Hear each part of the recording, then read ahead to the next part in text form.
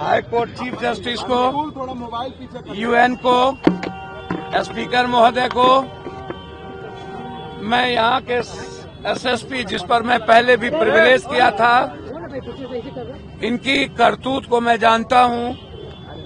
पहले भी इन्होंने लॉरियंस के मामले में मुझे अपमानित करवाने की कोशिश की थी।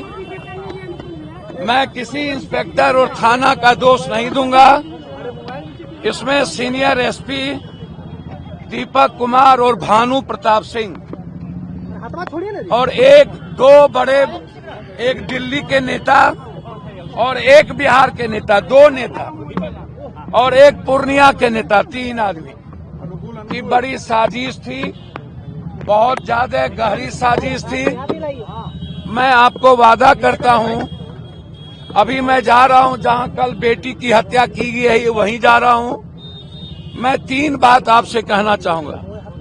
एक, खेमका हत्याकांड, जिसकी हत्या बेलाल क्रिमिनल ने की, खेमका, और एक वरिष्ठ मंत्री जो अभी हैं, उनका गार्ड, और खेमका हत्याकांड में उसके एक परिजन बेलाल शूटर था उसको, और हत्या करवाने में उसके ही परिवार के एक लोग इन्वॉल्व हैं। इसको भी मैं उजागर करूंगा और एक मंत्री का नाम उजागर खेमका में करूंगा।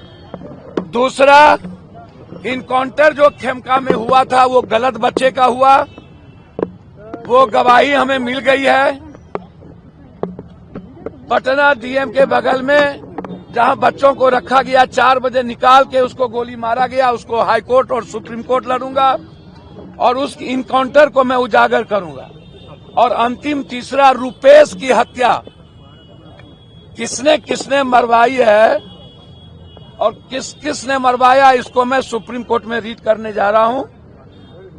नीट की बच्ची की लड़ाई मैं रुकने नहीं दूंगा। जिन लोगों ने, राहुल जी, प्रियंका जी, या सभी देश के मांझी जी, हमारे चंद्रशेखर रावण जी से लेकर सहनी जी, जिन पार्टी के नेताओं ने और साथियों ने, और वरिष्ठतम कांग्रेस साथी माले, राजद, सभी, दिग्विजय सिंह साहब हमारे नेता, सभी लोगों ने, संजय सिंह जी आम आदमी पार्टी, सभी लोगों ने, मनोज झा जी, आनंद मोहन जी, रणवीर, सभी लोगों ने जो तेज प्रताप जी हमें सपोर्ट किया, ओवैसी साहब ने हमें सपोर्ट किया, अख्तरुल इमाम जी ने जिस तरीके से परिवार का दृष्टि दिखाया, मैं दिल की गहराइयों से उनके साथ साथ सभी सोशल मीडिया और चैनल को और अखबार वाले को मैं हृदय से, मैं आपका ऋणी हूं कि यदि आज मैं जीता हूं तो ये न्याय की जीत है।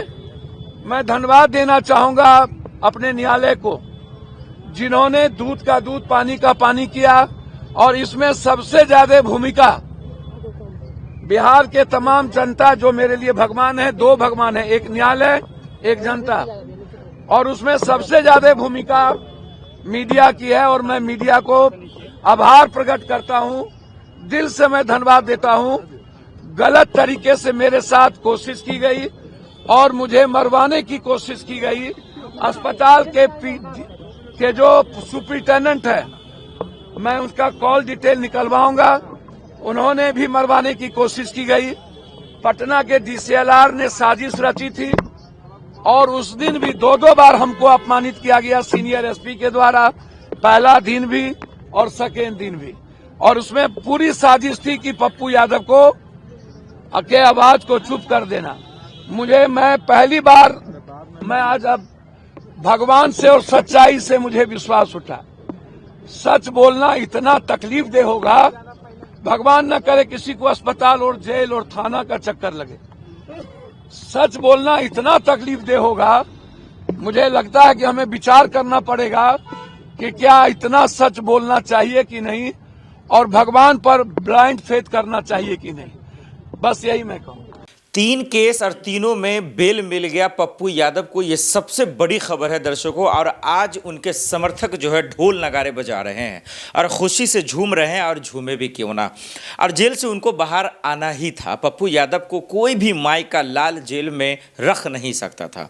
और इसके पीछे है उनकी ईमानदारी, इसके पीछे है उन्होंने जिस तरीके से कानून का पालन किया, उनकी ईमानदारी। और यही वजह कि उनके समर्थक, उनके वकील, तमाम लोग ये बात कह रहे थे, भाई जो भी कानून के रखवाले हैं, जो भी सत्ता के नशे में चूर हैं, जो भी पावर का इस्तेमाल कर अपने बदली की राजनीति करना चाहते हैं, वो चंद मिनटों तक या चंद घंटों तक या चंद दिनों तक मुसीबत भेज सकते हैं या पैदा कर सकते हैं, लेकिन सलाखों के पीछे जिंदगी भर नहीं डाल सकते हैं।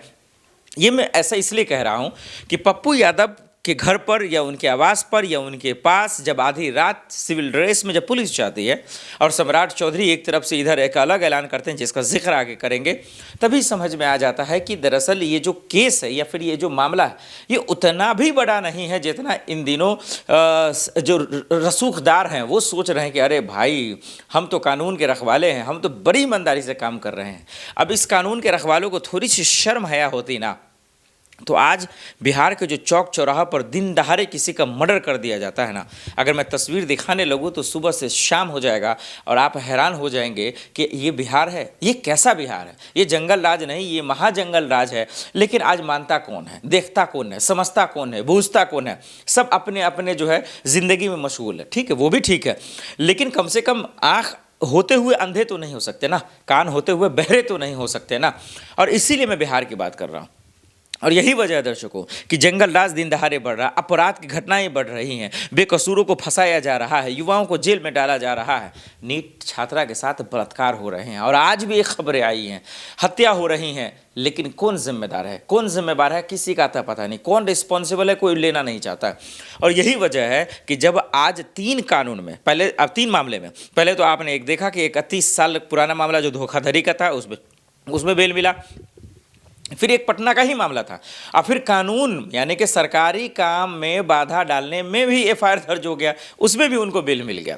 ये सरकार को देखिए इतनी शर्म हया नहीं है, इतने नीच है ये लोग, इतने निकम्मे हैं ये सरकार के लोग, ये सरकार चलाने वाले लोग, कि कहते हैं कि सरकारी काम में बाधा डाले। अरे भैया तुम काम कौन सा कर रहे हो कि बाधा डाल देगा? तुम काम तो करो तभी तो कोई बाधा डालेगा। लेकिन कि इनको परेशान करना है, इनको जलील करना है, इनको जो है कहीं ना कहीं परेशान करने में मज़ा आता है। और इसीलिए ये इस तरीके की बात करते हैं कि भाई एफआईआर दर्ज कर दो, फर्जी केस लगा दो और जेल में डाल दो। ऊपर वाला सब देख रहा है और सबका हिसाब करता है। याद रखिएगा, ऊपर जनता के शक्ल में भी ऊपर वाले कभी कभी आ जाते हैं। तो ये सत्ता के जो हुक्मरान है ना, जो कुर्सी पर बैठ के अपने आप को तोप समझते हैं, इनका भी इलाज हो सकता है। और इसीलिए आज बहुत बड़ा दिन है। आज पप्पू यादव के पत्नी के लिए, उनके बेटे के लिए, उनके बेटे के लिए, सबके लिए बड़ा इसलिए दिन है कि सब सोच रहे थे भाई ऐसा क्या हो गया, उनके समर्थक सोच रहे थे ऐसा क्या हो गया, और इसीलिए लोग जश्न मना रहे हैं, ढोल नगारे बजा रहे हैं, खुशियां मना रहे हैं, और जेल से वो बाहर आ रहा है। और जेल से बाहर उनको आना ही था। मतलब कि अब जैसे कि उस दिन बेल मिला धोखाधड़ी वाले मामले में, तो लोगों ने कहा कि अरे यार एक आया नहीं मुसीबत की दूसरा, एक मुसीबत गया नहीं कि दूसरा आ गया।